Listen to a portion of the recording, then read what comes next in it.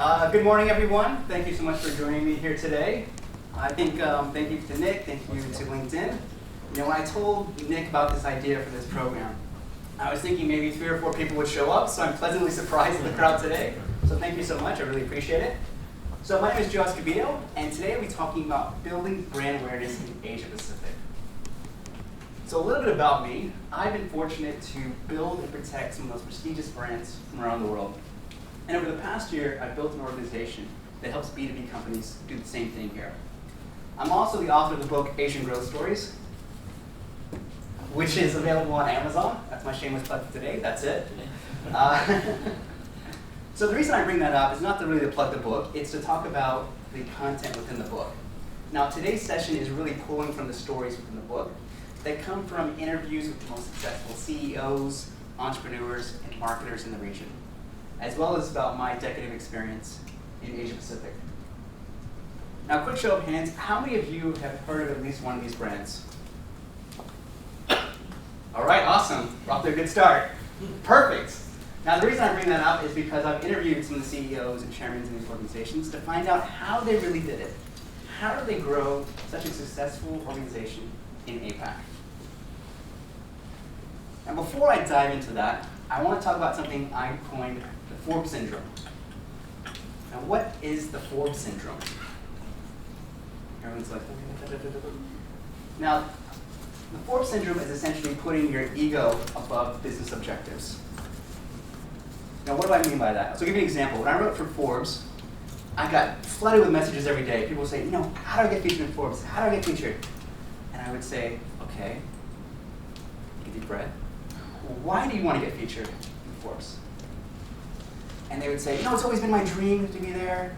You know, I always envision myself. And I say, okay, that's good. But is your audience there? Is your audience actually reading Forbes? So for example, if you're trying to appeal to the techies, wouldn't they find something like Tech and Crunch or Tech in Asia more applicable? And you're like, oh yeah. So the reason I bring this up is because a lot of times when organizations talk about building brand awareness, they try to jump into channels or audiences that they think are sexy, but it doesn't necessarily have an impact on the organization. So I want to avoid that in this room. Now for today's session, we'll be talking about a framework in which I developed called the Trust System. Now the Trust System is based on, like I said, the interviews I've done with successful CEOs, entrepreneurs, and marketers in the region. So we're breaking these down by one, but we're talking about how to build trust and relationships, and Adam touched on that earlier and why that's so important.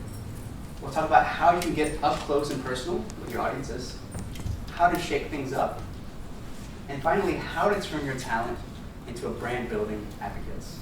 Sound good? All right, perfect. So let's dive into trust. Why is trust so important? Well, according to a stat from Edelman, 63% of people agree with the statement. A good reputation may get you to try a product, but unless you trust that company behind the product, I'll soon stop buying it. So what does that mean for us as business leaders, as marketers?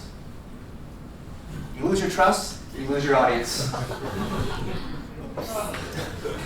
It's painful to watch, but this is essentially the same thing I see happening over and over in many organizations across the region.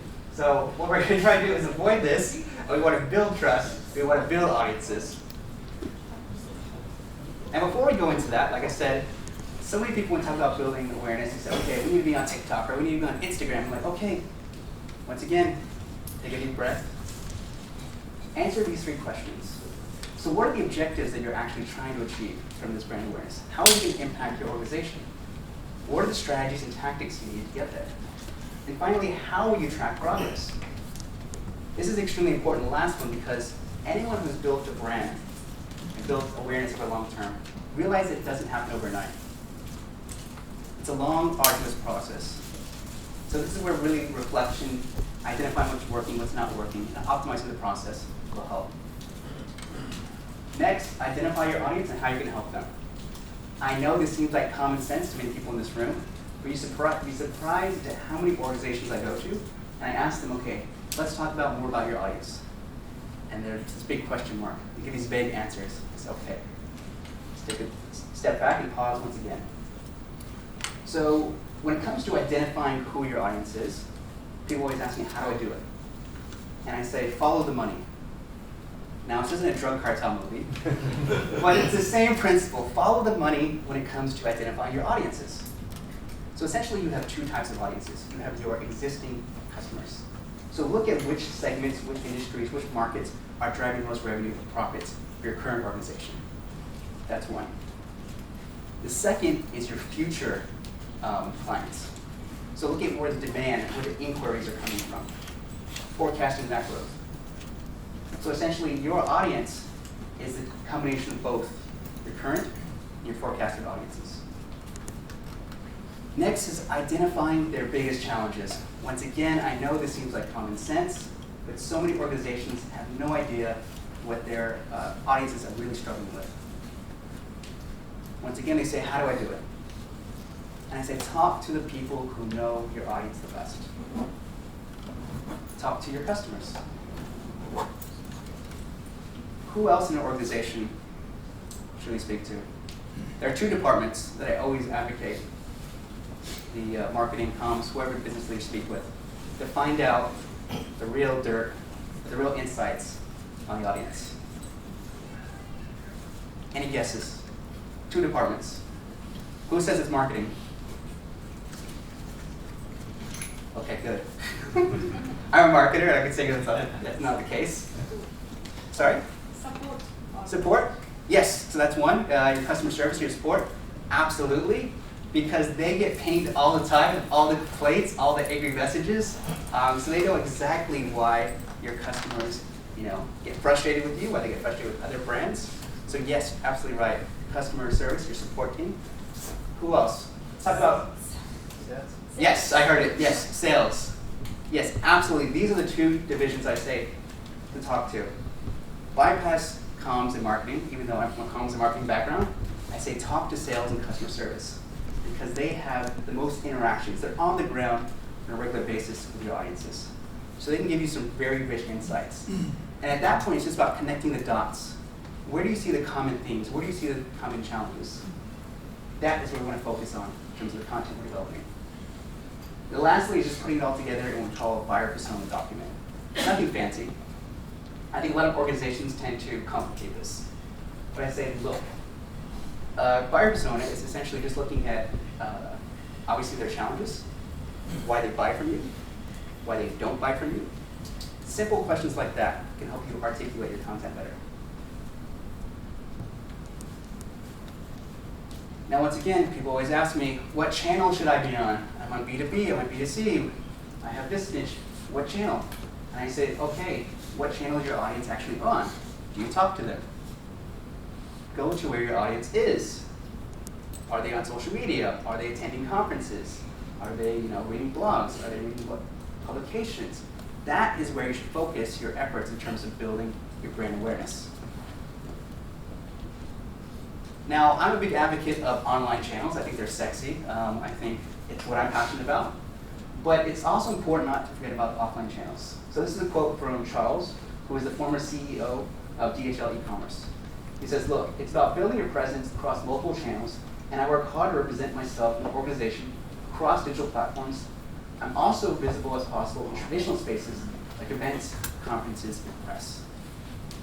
Because I think one of the advantages of social media and digital channels is building that top end, that mass kind of awareness. But if you want to build those strong relationships, a lot of times it happens like this. You meet someone at a conference or at an event, and that's where you facilitate stronger relationships. Now, I've talked about content being one of the key factors in creating trust and credibility with your audience. And I talk a lot about creating valuable content, but that's a fluffy term, and I don't want to give you guys fluffy terms today. So when I talk about valuable content, I'm really looking at that center point there. So I'm looking at something that is relevant to your customers, something they find interesting, shareable, and followable, not so much you. And ultimately something that is going to drive sales or some kind of business impact. Now, how do you go about upping your credibility, taking it to that next level? What are some things you can do? Well, there's been some studies that have been done, and they said things like adding original research. So surveying your audiences, finding out what they're saying, adding those results to, say, the content you're developing. can significantly increase credibility. Leveraging things like partnerships with respected influencers, industry experts, all of these things can further help boost your credibility. Because think about it, when you are trying to book a hotel, for example, who do you trust more? The hotel website, or say 100 reviews on TripAdvisor? I mean, yeah, absolutely. It's a no-brainer. I mean, we trust third-party opinions far more than we trust brands. And this is one example of how you can do that on a business level. All right, I'm going to share one example on a personal level because Nick asked me to include a personal branding story. So this is Meet Virginia. Virginia is a Philippines-based freelance writer. And she's been featured in over 40 publications around the world. I've actually featured her several times in Forbes. Funny thing enough, I've never met Virginia. I've never spoken with Virginia. So why the heck did I have enough trust in her to feature her? Well, Virginia is a very prolific writer. That's what she does for a living. She does a lot of guest blogs. And I saw multiple articles that she did that were very, very valuable. And I said, look, if they're valuable to me, more than likely they're going to be valuable to my audience. So I reached out to her and I said, would you like to team up on some articles? And she's like, yes. Now the reason I bring that up is because I went directly to her. You can imagine what my email looked like when I wrote for Forbes, and there were people who would try to flood me with pitches. How many of those did I respond to? Maybe 2%, maybe, on a good day. So why did I go out and reach to Virginia? Because she had already built that trust. And as a result, to this day, if you mention freelancing in the Philippines, her name will pop up. She's that trusted in the industry. So she is one example of someone who's taken this principle, really understood her market, developed the relevant content on a consistent basis. It's not a one-off. She's probably written 100 articles before she ever got featured in Forbes. All right, so I'm gonna take a quick break. I wanna hear from you guys. What are some brands that you think have built trust in this region?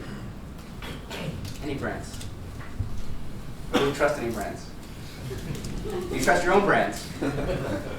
LinkedIn. I was gonna say, good answer. Look, you guys still here? Oh yeah, they're in the back. All right, yes. At least you guys know about that. So, the diplomat here. So why do you think LinkedIn has been able to build trust among their audiences? I think because it is an audience. It's at the same point you made, you know, when you've got a TripAdvisor group. Okay, any group, there's going to be a couple of members that you're not really going to take it focus on. But generally, LinkedIn is a platform that, you know, works for professionals. It's the only platform that really works for professionals, and therefore trust is a result of its members. It's a bit like EGM. I'm still a diplomat. I was gonna say, where's Nick? And Nick's up there sharing in the background. All right. So yes, LinkedIn, EGN, both obviously are struggling to bring you here today. You have trusted them. I think just adding on to your point about LinkedIn, I think what LinkedIn does better than I think any of the other social media platforms is the way they protect the security and data of their members. I think they place a lot of emphasis on that, and which is why you don't see so many breaches like you do on one of maybe others if you work for them. But you can imagine which ones I'm referring to. So I think because of that, the emphasis they place on the audience, really securing their trust, their data, they're able to build that trust. Anyone else? Airbnb. Airbnb? Yeah. Why Airbnb? Because I've used them several times and they get third-party independent assessment. If you know, this is what you were saying earlier about the trust hotel or rating. Yeah. It's independent assessment by people you don't know, but when you see tens of them, Yeah. and you see convergence in the assessment. Absolutely. No, that's a very good point. I think the websites similar like TripAdvisor or Airbnb that have those third-party reviews, once again, they help automatically build that trust because it's not them shouting about how good their brand is, it's other people doing that for them. Now, what does that mean for us? What's a practical thing just thought of that we can apply to our own websites. And I've seen some hotels start to do this because they've started to get all the awareness going to TripAdvisor. What are some things that they've done on their own websites? Now I know some people are questioning, like, are they censoring what they say? I don't know if that's the case, but if it is, I always recommend that you have some negative comments on your website. At least aim for like 80-20. 90-10 if you're really good, but 80-20. Now, why is that? I think anyone in this room is smart enough that if they see only nothing but super positive responses, at least in my mind, I'm wondering, is this the employees or is the owner going in the back end and like, oh, great company, I love this place? Like, it sets off like a red bell for me. So I think by having some maybe negative or comments, it actually allows you to address those. So I think some hotel chains, at least on TripAdvisor, address those challenges. So if someone leaves a negative response, the hotel manager will say, I really love whatever the response is. We look forward to resolving the situation, whatever it is. But they're taking the opportunity to learn from their audiences. Yes, sir? What you're saying actually, in my mind, is contradicting what you said earlier about being authentic. And if you're scripting all of this, and if you're managing this on the website or on the third party, I don't know, are we being authentic again? Because the idea was to start from there and really be, who we are. Yeah. Yes, you're right. I'm not saying that you should script anything. I'm saying in terms of their views, let them roll in. That's what I'm saying. That's why you should have positive and negative ones. If it's only positive, then you're gaming the system. And that's where you lose trust, that's where you lose authenticity. What I'm saying is let those negative reviews, hopefully you don't have too many, otherwise you have a situation with a business and that's a whole different story. And there's work to do that on the brand. If there are too many negative reviews, then clearly you have a job cut out. Exactly. It's a whole different situation. It's more like, resolving those issues. But yes, I think to your point, do not try to game the system. Do not try to only include positive ones. Have the negative ones, learn from those, address those, and that's how you keep it authentic. That's how you keep it real for your audiences. A very good point. Any other ones you want to bring up? Singapore. Singapore. The ultimate economy. Singapore. Okay, all Singaporeans now. We're just getting everyone involved here, aren't we? Yeah, I've been here for many years. What are your thoughts? Why do you think Singapore has been able to? Well, we have entrusted our lives here. Our families are growing up, right? So this country has given many of us many things, right? So from that point of view, you would not do that until you really trust in the system, right? Yeah, absolutely. You're absolutely right. And I think for me, I have 2 young kids here, so the reason I remain in Singapore goes back to that trust, that safety, that security. Yep. That for me is the reason that I choose to raise my kids here versus any other country in the world. Should have the Singapore flag at this point. But yes, it's almost National Day. But I think, yes, to your point, there is those commonalities between different brands and why we trust them. So thank you for that. I'm going to move on because we have a lot more to cover. Let's dive in now into relationships. Why are relationships so important? Once again, why build relationships? Well, according to a recent survey by Customer Thermometer, 65% of people feel an emotional connection to a brand, say because they care about people like me. They care about me. That's a powerful statement. When an audience or your consumer actually feels like you care about them, you're taking the time out of your brand to place an emphasis on them, that has a strong emotional connection. So when I talk about building awareness, I'm talking about marriage and one-night stands. I know too many marketers who think like they're on Tinder, they're swiping left or right, and they're thinking only in terms of campaigns, only in terms of one-off ad hoc projects. And I'm like, look, that is not how you build relationships over the long term. It may work for that one-night stand situation, but that's not really what I'm talking about here. I'm talking about building long-lasting relationships with your audiences. So think of marriages, not one-night stands. But you could see she's not that convinced. She's Well, not that convinced. Exactly. she's hiding the joy inside. She's overwhelmed with joy. She can't express herself. The problem is Right? it's not his wife. The eyes are saying, She's the I one don't that understand. Yeah. Maybe in her case she might. I think the gentleman on the left seems quite happy. It's a very interesting observation. I've seen a million times, I've never noticed that, so thank you. Yes, absolutely. So we're talking about building relationships. It's important to understand who you build relationships. Now we always think of the obvious one, our audiences, our customers, whoever's giving us money. That's who we need to build relationships with. But there's so many other stakeholders in the organization that can help you build awareness. So looking at things like the media, your partnership network, your existing employees, all of these can be very, very powerful and very cost-effective ways for building brand awareness. So I'll give you an example. Things like co-branded webinars or co-branded events can be an excellent way of leveraging each other's network, especially if you guys have a relevant audience, and expanding it. We'll talk about a little bit later in terms of employees, but I think employees are one of the most underutilized resources in any organization in terms of building awareness. And it's a huge mistake because, one, they're the most passionate, and two, it's the most cost-effective. It's far more cost-effective than you running ads, than you putting out big banners or running big events. Just by getting your employees involved in the process, I've seen it multiple times. I can really elevate your awareness. So take a step back and say, okay, who are the audiences that you really want to build relationships with? Now let's talk about just one example, media, since I used to write for Forbes, Inc., the HuffPost, and a bunch of other publications. But this is not my story. This is a story of a company called iPrice, the Malaysian startup. And they've been featured in over 200 media in 9 months. That's not a typo, it's 200. And it's not just, mom and pop shops. They're in Forbes, they're in TechCrunch, they're in everywhere. And I asked the head of content marketing, I said, how do you do it? You have a very small team, very small budget. How are you able to generate that much awareness? It's incredible. So he gave me this very simple step-by-step process that I'm going to share with you guys today. So the first thing he does is step one. List the media outlets in your region. Once again, they understand their audience very well.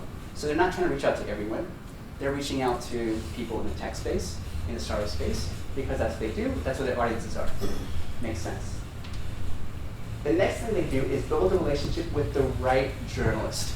Now, I can't tell you how important this is. So it's one thing to find the right media publication. It's another thing to find the right person, the right journalist or editor that actually covers what you talk about. Next thing is create content that appeals to their audience. Now, ideally, there should be some overlap in terms of what you're doing for your audience.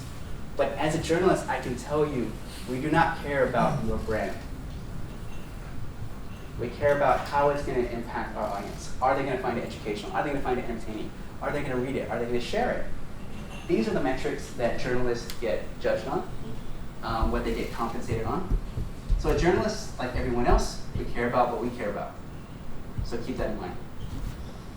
So one thing I do is, once you find a journalist, read through a couple of their articles. See some of the commonalities in terms of what you're doing and what they've covered. That's the easiest way to start the conversation. Another thing they do, it's a data-driven tech company, so they do a lot of testing and optimization around the pitches themselves. So they'll tweak things in terms of the length of copy they send to journalists, the imagery, the headlines, everything they'll optimize and they'll test on a regular basis to see what works, what has the highest conversion rates. And they have that all in separate reports. The last one is extremely important. Share the love. What do I mean by share the love? Now, anytime someone gets featured in the media, one of the first things they do, they splash it on their website, they splash it on social. But look at those posts, or look at those mentions. How many of them actually tag, say, the journalist or the editor in their posts? Very few. And I can tell you, as a journalist, it's a very grueling, it's a very non-rewarding job a lot of times. So when someone takes that little effort to thank you in a public space, you remember that person. You come back to that person. And that's what it goes back to in terms of building relationships. Going beyond the transactional, going beyond the one-night stand. Because a lot of people say, look, I got featured, great, bam, done. Wham, bam, thank you, ma'am, that's it. What I'm saying is continue to add value. So one thing I used to do is, once I got featured, once I had a relationship with a journalist, I would share insights or sources that weren't even relevant to my business. but I knew that it was relevant to them. At that point, they saw me as a trusted source, and they came to me for articles, for insights. So I have never actually pitched for anything I've been featured in. I've never pitched for an event, I've never pitched for any media, but I myself have been featured in I don't know how many at this point. But I think it just goes back to saying that for me, it's about building long-term relationships with the media. I'm going to share a couple quick case studies. So this is from a restaurant in South China. So it's called the Pizza Factory, and they're ranked #1 across over 4,000 Western restaurants on China's most popular restaurant review app called Dianping. So I spoke with the CEO, and I said, how did you do it? It's hyper competitive. You're a small chain. You just started up. How did you rank #1? Before I get into that, I asked him, why Dianping? Why spend time there? And he says about 60% of our business comes from customers who find us through the app and then rate us their active dining experience. 60% of their customers. So once again, going back to where I'm going to build my brand awareness, for them it's very obvious. If that's driving a significant portion of the revenue, their customers, that's where I'm going to place my emphasis. How did they choose that app out of all the apps to begin with, though? So that's a good question. I think at the time, Dianping was one of the most popular ones, so they went with the largest customer base. But good question. And I said, okay, good, you've identified the right platform, but how did you get people to actually rate and review you? And obviously they place a lot of emphasis on customer service. I think that's one of the things they do better than a lot of restaurants. I said, okay, what do you do? He's like, we'll offer some free cookies or freebies every once in a while just to thank them. We'll check on their table to see if they're enjoying the meal. Once again, a lot of these things like common sense, but if you go to certain parts of Southern China, not really the case. So they identified where the gaps are, and they said, look, that's where we're going to focus our emphasis on, and that is where we're going to serve the customers. And then, that's not enough. They had to take that extra step. Because a lot of the times, even if people are very happy about the experience, they may or may not, actually review you. But they'll say, look, thank you so much for attending. Thank you so much for, being here today. If you enjoyed your meal, would you be so kind to leave us a review on Dianping? That's it. And because of that, they were ranked #1 across over 4,000 restaurants. Sure. I have a quick question. Yes. So the good reviews are purely organic. Yeah. Purely organic. So we know, right? That actually you can pay to actually get ranked higher or to appear more. Yeah. So it's purely organic. Yes, it's purely organic in their case. Yeah, and I think a lot of the platforms are becoming smarter as well. So I think they're starting to filter out kind of the fraudulent or bot kind of reviews as well. Because a lot of reviews are paid. You can get people to write it. Yes, you can. I mean, there are definitely, I'm not going to lie, there are people that game the system, and I can tell you how they game the system. I'm not going to talk about that today, but yes, that's not what I advise to each of you, because eventually it will catch up to you. It's almost worse if you have such high expectations. Like say this is #1, and you go there and the experience is terrible. There's going to be enough people, doesn't matter how much people you pay, there's going to be enough angry people taking to that app, writing negative reviews. So no matter how much money they invest in it, their rankings are going to drop. So I think that goes back to setting expectations as well. You can write the most beautiful fake reviews you want, but if people go there and they hate the brand, they hate the experience, they're going to go and they're going to write negative reviews far more than you can pay people. But that's a very good point, and yes, it does happen very often. All right, who here has heard of Four Fingers? Who's eaten it? Yes, with guilty pleasures. Fried chicken. All right, so I spoke with Steve. Steve's a friend, and I said, he's the ex-CEO, and I said, how did you grow the company from essentially $2 to $30 million in 4 years? Once again, Steve is an incredibly smart guy. And he said, we looked at the audience, and we said, okay, who is our audience? Now, their audience, if you generally go there, are students, young professionals, fresh grads, very young consumers. And he said, one of the things they all have in common is music. They love pop music, they love K-pop, it's their passions, their interests. So how do we connect with them? How do we build that relationship through music? And he told me, we have different things without the organization. So if you go to any of their outlets, their team members will have like curated Spotify playlists based on that outlet. Little touches like that. They have music festivals that they give back to their customers. Now, is Four Fingers in the music business? Not that I know of, unless they're paying an album. But they realized who their audience is, what are their interests, and how can we connect with them through our brand, which I thought was an incredibly smart way of doing things. All right, once again, I'm going to shut up. I want to hear from you guys. What are some brands that have built, no, LinkedIn, EGN, what are some brands that have built a relationship with you? Google. Google, okay, that's an interesting one. Give me an example. Sounds like an ex-girlfriend or something like that. Yes, a stalker. Yeah, or stalker, exactly. I'll put it, because I'm more of a purist in this respect, so when I say relationship, I think relationship, and the only one that I could think of right now is Clé-de-Peau, actually. It's Okay. a skincare line. Okay. It's part of Shiseido, but it's the French kind of arm, Mhm. and they've done a very elegant job through the people in the store here, and then by using very strategically, like very discreet types of outreach that are appropriate and not too much. Like I hear from them once, like maybe every quarter, to invite me into something special. Okay. They definitely remember me when I go in, but it's not like, it's the opposite of Google. It's, Yeah. it's very really paying attention, and I get a lot of beautiful perks and everything as well. So I think I just put that out there because Yeah.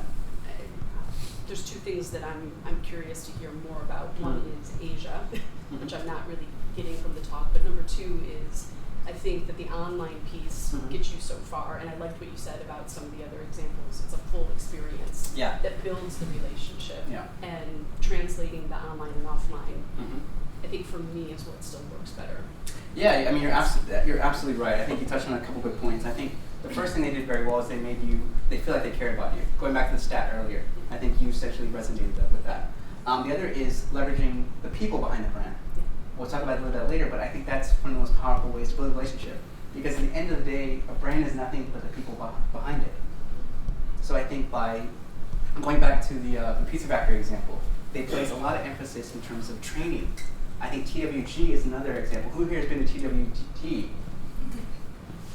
I mean, I've spoken with the CEO. The amount of training that they do with the people there is incredible.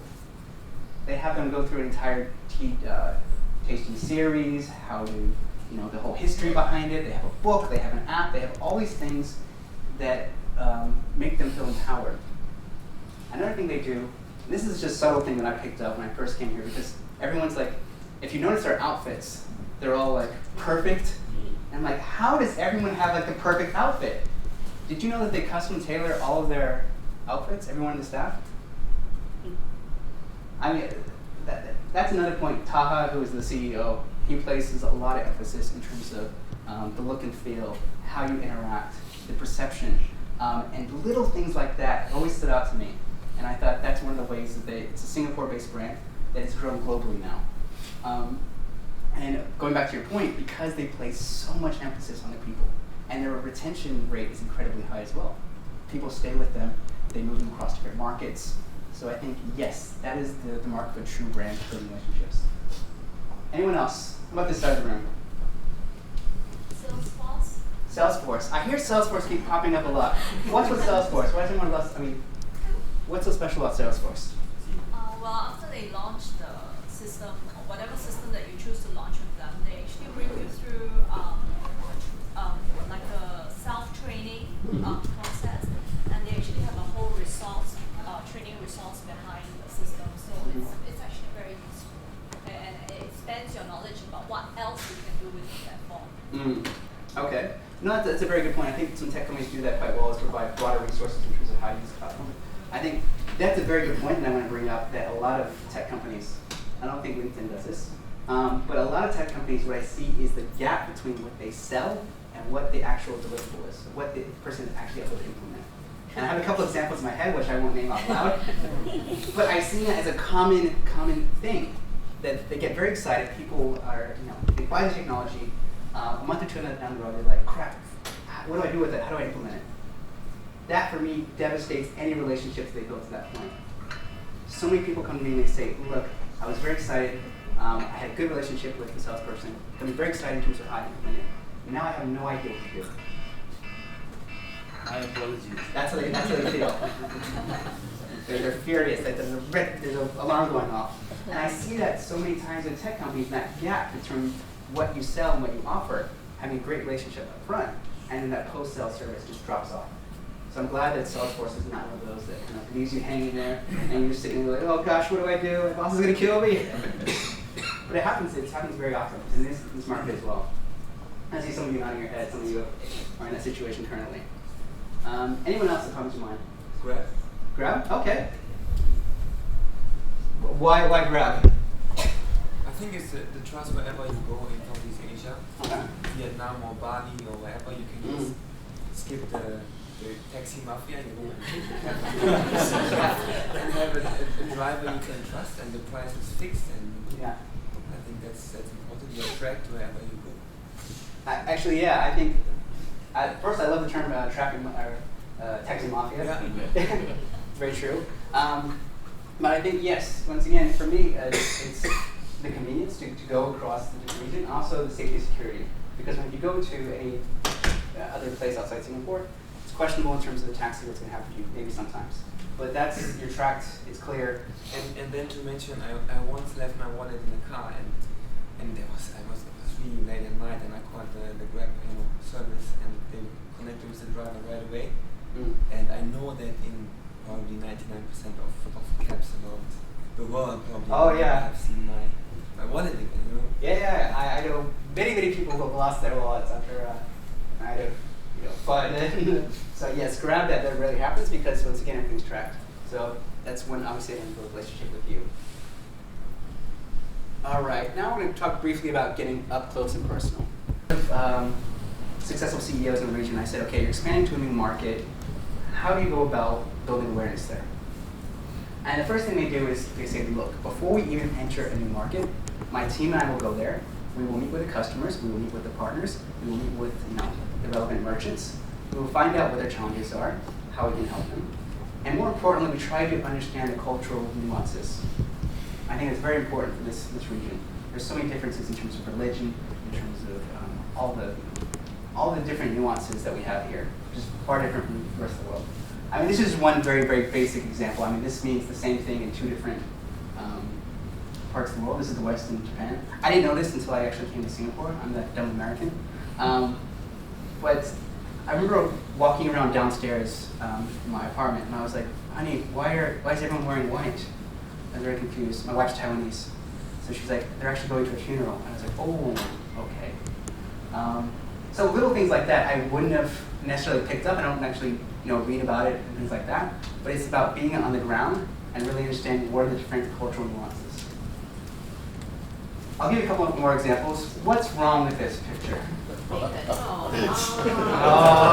I hear that. Why, Pringles? We trusted you. You broke our trust. Why?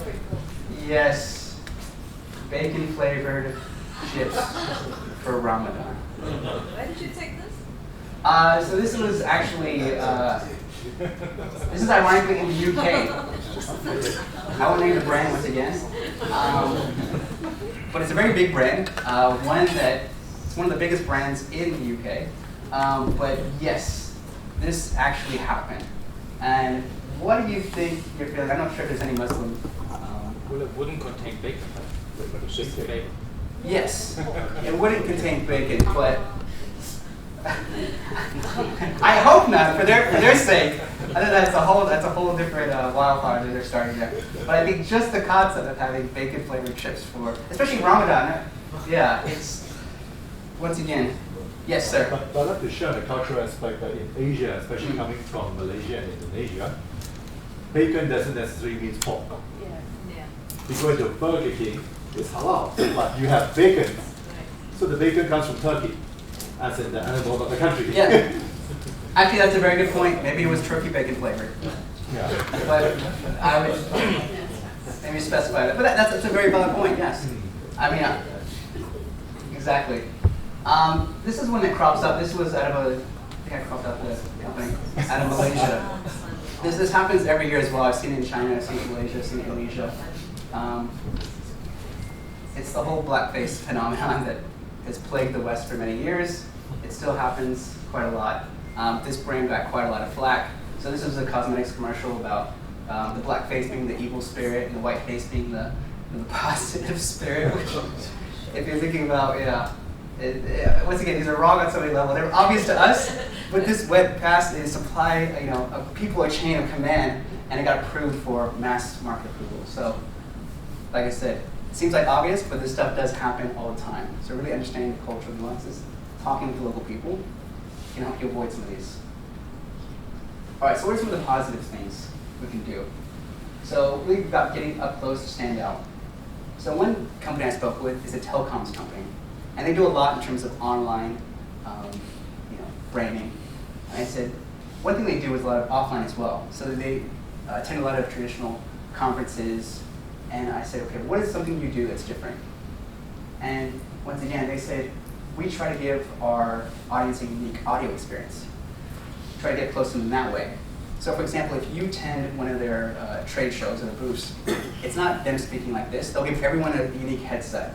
And so with everyone wearing that headset, they could customize it by language if they're speaking in a regional one. So if you have people from Japan, Korea, China, you'll hear it in your language. You can customize it by topic, for example. If you are interested in a particular topic, then you will get a headset around that particular topic. So I thought that was an interesting yet practical way, and it very much tied into the brand. Because if you speak with anyone at that company, 9 times out of 10, they have a headset, and they're speaking with someone virtually. It's what they do on a regular basis. So I thought that was an interesting way in which they're getting up close, personal with their audiences. This is another one. I'm not sure if there's any Indonesians here, but this is an online retailer called Demaru Indonesia. Interesting name. So because they're traditionally an e-commerce platform, they don't get really a lot of interactions with customers on the ground. So how do they go about rewarding consumers? So sometimes they'll have like a street team in Jakarta, and they'll go around and they see who is wearing their merchandise. And once they do, they'll stop them and say, hey, thank you so much, we really appreciate the support. Because you're obviously a fan, we want to give you some more swag, we want to give you some more merchandise. Which once again, very clever way, going back to building these one-on-one relationships. They're an e-commerce store, it's very difficult to do that online, but because they take the time to really identify who their fans, who their audience is, thank them, reward them. For me, I would be more inclined to buy from them again, because once again, they make me feel special. All right, once again, what are some brands that you think gotten up close and personal with you in a good way without stopping you?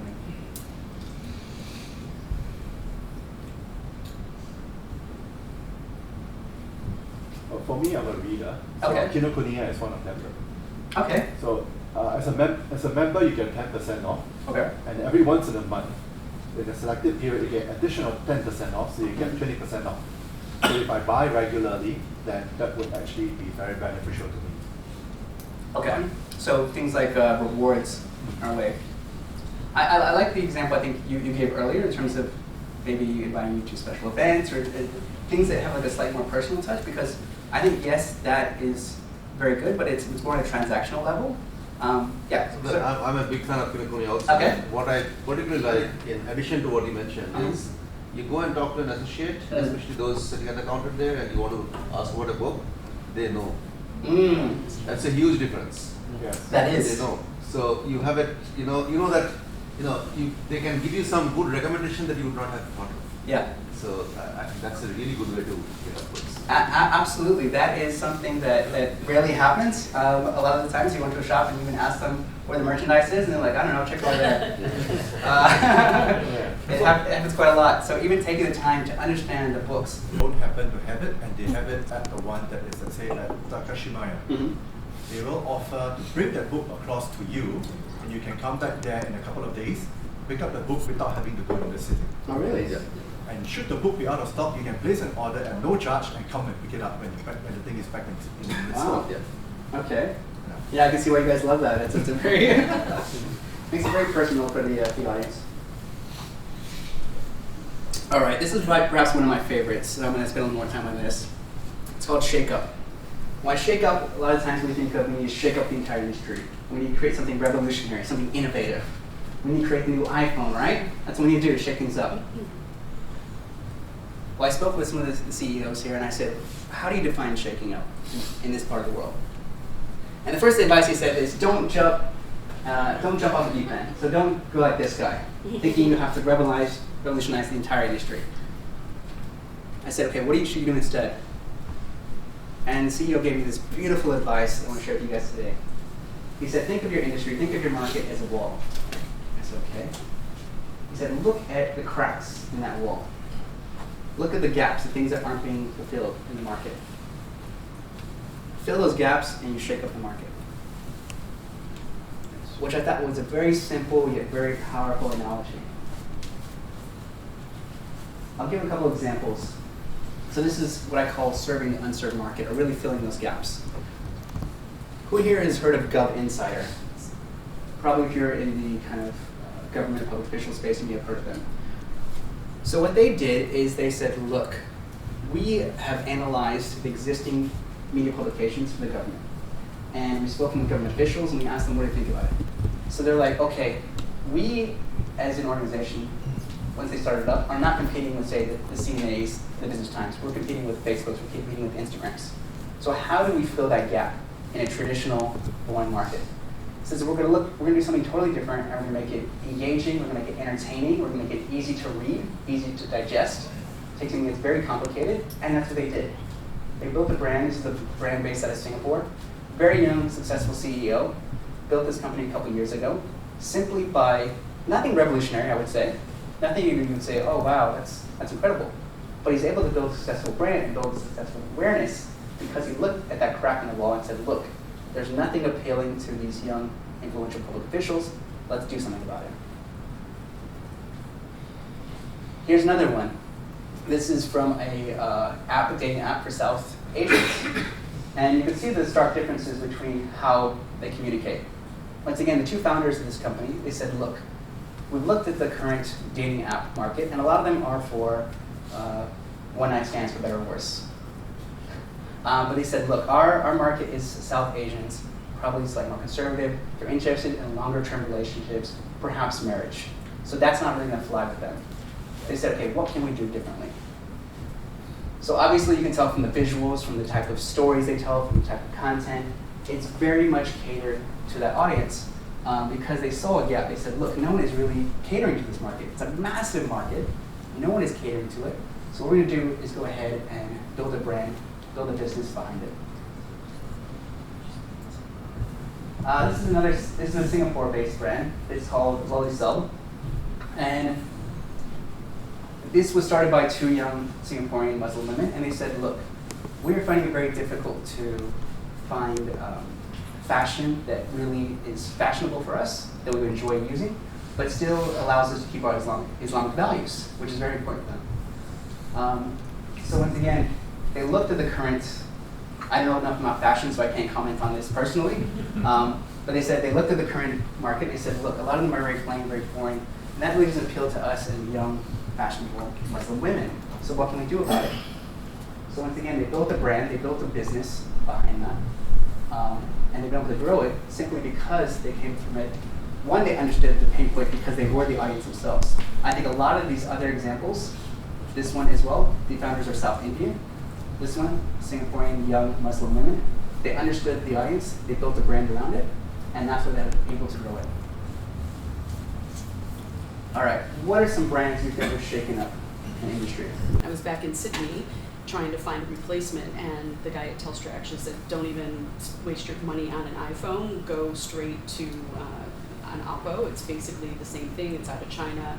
They've kind of taken, they don't spend the time on the design because they just kind of cleverly copy it from they leverage that, but then they actually focus more on the technology behind and the camera and all of that. Yeah. And for like $200, I got a phone that was better, and I had never heard of it. And why I'm using it as an example is, number one, I did love it, but the guy at Telstra told me they didn't have any in stock. I went to JB Hi-Fi, and the guys there raving, like these young Australian men raving about this phone out of China that I had never heard of. And when I had it, and I now have an iPhone, and I've got to say that I like the Apple better Yeah. for like a third, less than a third of the price. And then when I went back to Indonesia, it was everywhere. So they're again finding a little niche you can give people who might don't have the same income. Yeah, exactly. A comparable experience, if not better. Yes, I think absolutely. And from the viral marketing, like these guys, these tech guys, the early adopters, they were really just selling it. It wasn't even their brand. They're working for Telstra, but they're selling Oppo with so much enthusiasm. It was amazing. Exactly. At that point, you want to buy it. You're like, Yeah. oh, I'm so fascinated by it. And I see that a lot with Chinese brands as well. I mean, I lived in China for several years. And I would say, yes, it's quite similar. They're able to find that niche because, especially in China, there's a big gap in terms of incomes. They said, look, there's a lot of people who can't afford an iPhone. They may really want it, but it's just not possible. So what are the things we can give to them that are maybe a similar, if not better technology level, but are going to be far more cheaper for them? So I think, yes, a lot of Chinese brands are very good in that. I think it started in China and they've expanded it outside of China. I think Apple's a good example in that. I'm following on from what the ladies just said, that once you've got your brand and you've got that loyalty, you've created kind of a social contract of what the expectations are, which I think Apple's a good example of them letting you down for that. So if I think to myself, I've been Apple for what, sort of 15 years or so, love them because of the innovation, you know, they do the iPod, to do the iPhone, they did iTunes, incredible, and it allowed me to overlook the extra cost I was paying for it because it was all quite funky. But actually, the innovation stopped over the last few years, and I've now just started focusing on the cost. And I'm now a Samsung convert and looked other things because they offer the same for a lot less, and actually they offer more for a lot less. I wholeheartedly agree. I mean, I think same for me. I've been a long time Apple fan, but I think once my phone finally dies, I'm not going to buy Apple again because they are not. I think initially they built that idea, that reputation that they're constantly innovating, but I think now they slap a new kind of cover on it. And they change the number, and then that's the new edition. And they charge an extra $1,000, and they say, come on guys, buy it. There's enough diehard Apple fans that will, but I think eventually that will die out once there are alternatives on the market that are better, that are cheaper. And I think, yes, Apple will take a hit eventually because of that. I think the other thing that millennials, or even people like me, care about is then the whole supply chain and the CSR component, the sustainability. And I've been doing branding around the world for my whole career, and I've always used Apple products for a long time, and I was absolutely naive when it came to understanding their supply chain and what's going on in China and some of the workplace conditions and the environmental impact or whatever. You would have thought that a brand like, I would have held them to a much higher standard than what's actually happening. And I think that that's another piece that is going to be more important for brands. And as an opportunity, you can disrupt by maybe even creating comparable products, but doing it in a more ethical way. Absolutely. I mean, there's a couple different companies, I can't think off the top of my head, that have taken that approach. They've said, look, people are really, especially young consumers, really care about the environmental impact, the CSR impact. So how about we build a brand? I think Tom's is one that's a shoe brand out of the US that gives back to charities based on the revenue. And they built that because of that model, and they've been able to grow it successfully. So I think, yes, excellent points. All right, we're going to move to the last one, which is talent, which I'm very passionate about. So I think when it comes to talent, I think too many organizations think like, and I'm American, so I can pull this up.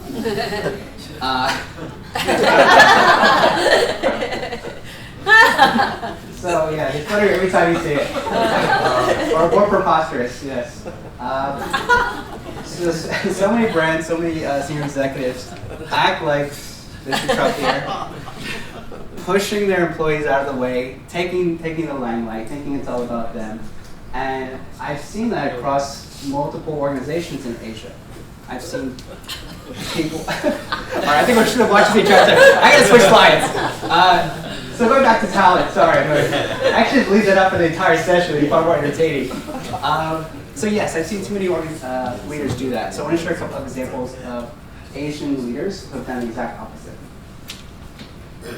So this gentleman on the right in the Hello Kitty, middle-aged Taiwanese man, is the chairman of Weber Shandwick Beijing. He's my old boss. And you might be wondering, why is he wearing a Hello Kitty outfit? He didn't wear this to the office, by the way. That would be a whole different story. But every year they have like an annual party. And like every other annual party, there's some kind of performance. So at this annual party, this gentleman, the chairman, the head of the company across China now, Asia, he dresses in these preposterous outfits. And I spoke with him and I said, either you really love that, like that's something you're passionate about doing, but there was a deeper meaning behind why he did that. So for him, it was very important that he built a culture of allowing people to express themselves. A lot of times in Asia, a lot of people feel, like they really can't. So he says, look, I'm going to take initiative, I'm going to lead by example, and I'm going to do something that obviously is going to make me lose face, which in China is a big thing. If you lose face, a lot of people are terrified of. So lose face just means like getting embarrassed or. So he says, look, I'm going to embarrass people at the biggest stage we have. All our clients here, all our employees are here. I'm gonna do it. I'm gonna lose face. I don't care, because I want to set the example for you. I want to set the tone that it's okay to be yourself. And he reflected that in the office. Everyone felt like they were, comfortable to express themselves. Online, they felt they were comfortable to express themselves, and it made perfect sense. I mean, he built the company from scratch to one of the biggest companies in China because of that. And it makes sense because if the companies are active on social media, if they feel comfortable, this is another thing I've seen a lot of organizations don't do, is not allow their employees to be active on social media, which I think is a huge mistake.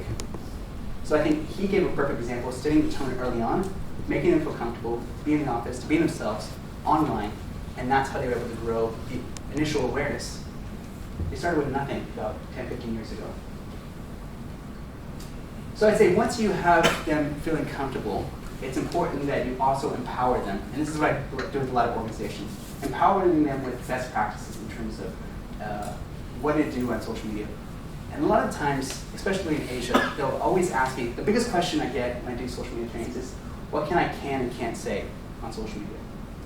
So a lot of them, once they go through the first stage where they're excited, they want to start sharing content, they want to start talking about the brand, they're terrified of what the repercussions are. So by having a simple checklist, by having simple trainings and saying, look, we encourage you guys, here's some guidelines, here's some best practices, here's our company hashtag, but also here are some things that we can't say for legal purposes, for compliance purposes. They feel so much more comfortable. And I did a workshop on this just yesterday, and the amount of people who felt so uncomfortable, so uncertain about posting are now very active, shouting about the brand, shouting about their experience. So just small tweaks like that. And depending on the company's size, I mean, the larger size, obviously the more organic growth and awareness you can get from it.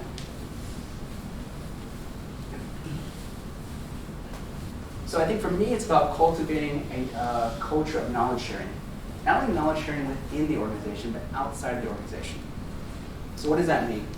So one of my previous organizations in Singapore, the founder of the company said, look, we want to share our knowledge not only internally, but we want to create content to educate our audience, educate the market.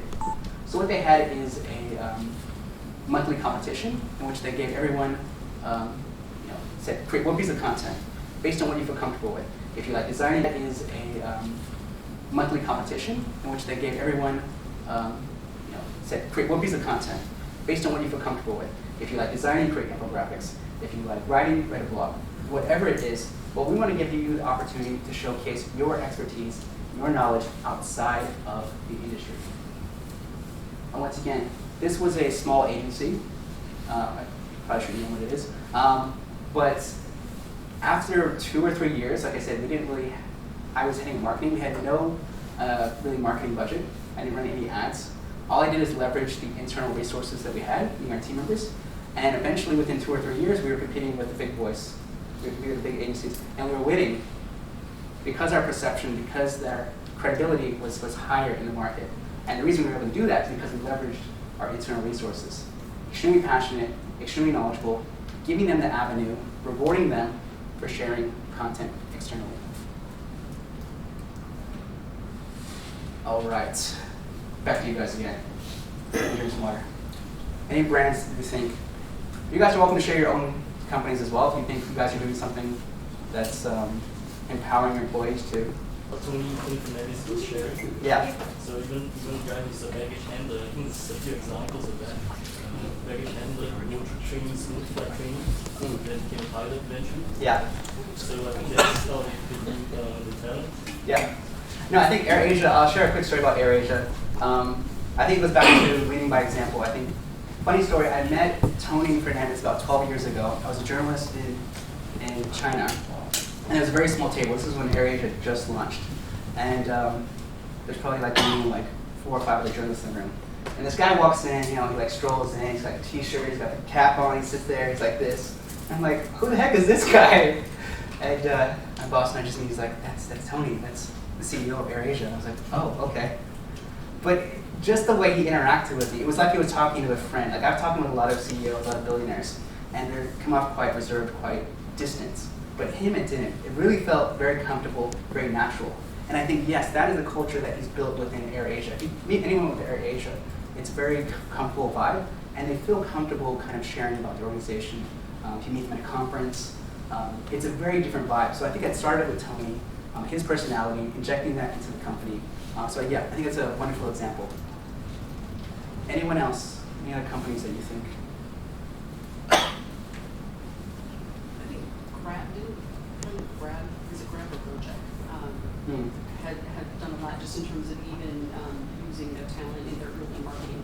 Same thing with when companies are starting out, like similar to your story, you have to be a little bit more scrappy. Yeah. And a lot of them then actually kind of build up their talent by making them the little stars of the brand itself as well. Yeah.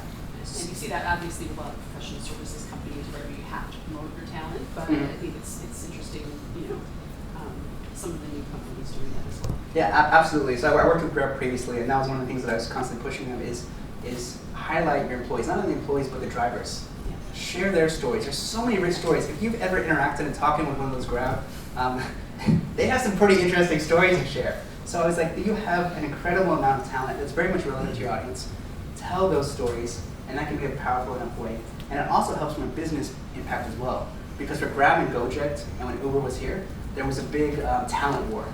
So I don't know if you guys were privy to that, but it was quite cutthroat in terms of who you drove for and how they went about doing that. I won't share it externally, but it was quite, it was quite cutthroat. So, I was going to say, in Mandarin as well, wonderful. That's what I'm talking about. So I think, yes, it goes back to, once again, highlighting their employees, making them feel good, sharing their stories. And once again, it has a broader impact in terms of the awareness for the organization.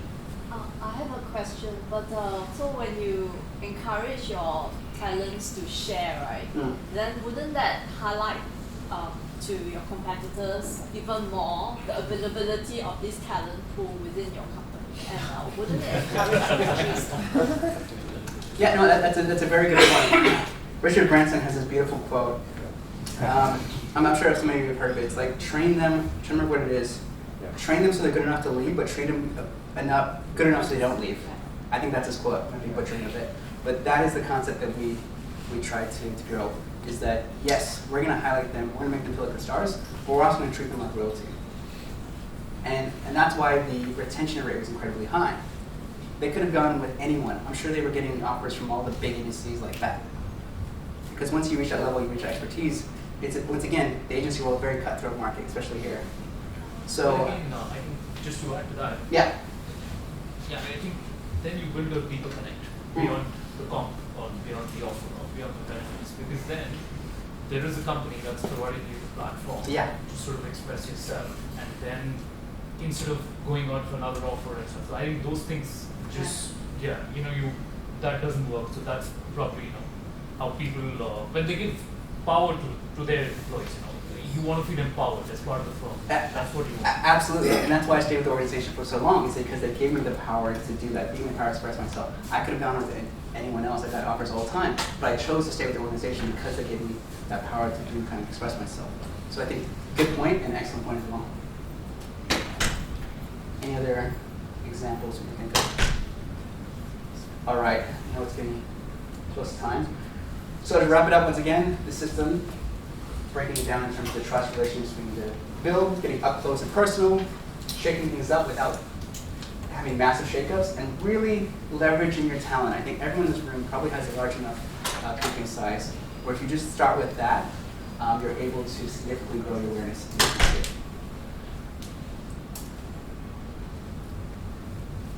All right, so with that, I just want to thank you so much for your time. I'll try to do myself, but I have the energy at this point. So thank you so much for your time. I really, really appreciate it. And if you have any questions at all, like I said, feel free to continue on LinkedIn. Just come up after the session. And thank you so much. I really appreciate it.